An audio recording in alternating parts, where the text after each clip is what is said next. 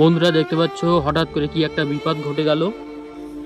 সন্ধে হতে না হতেই ঘরের দেয়াল ভেঙে পড়ে গিয়েছে, যার কারণে ঘরটাও ভেঙে গিয়েছে এবং ভিতরে একজন রান্না করছিল, সেও কিন্তু আটকা পড়ে গেছে ভিতরে।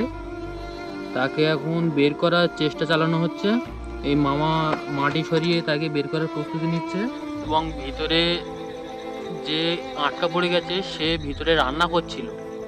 হঠাৎ মাত্র তার মাথার উপরে ঘরটা ভেঙে পড়ে এবং সে ভিতরে আটকে যায় এবং আমরা খবর পেয়ে সাথে সাথে আসি।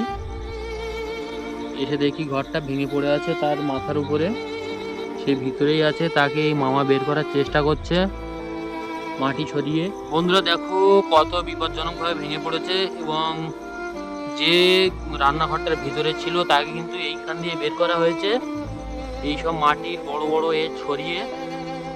এবং ভিতরে কিন্তু রান্না চলছিল, ভিতরে আগুনও জ্বলছে উনুনে, দেখো ধোঁয়া হচ্ছে সাথে। এবং কতটা বিপজ্জনকভাবে ভেঙে পড়েছে। ঠাকুরের কৃপায় মানুষটা সুস্থ আছে, এটাই ভালো। এই অতিরিক্ত বর্ষার কারণে কিন্তু এটা হয়েছে, মাটি নরম হয়ে ঘরটা ভেঙে পড়েছে এবং মামা ভিতরে কিন্তু মাটিগুলো বের করছে, ভিতরে মাটিগুলো দেখো কতটা বিপজ্জনকভাবে, মামাও ঠিকভাবে বেরোতে পারছে না।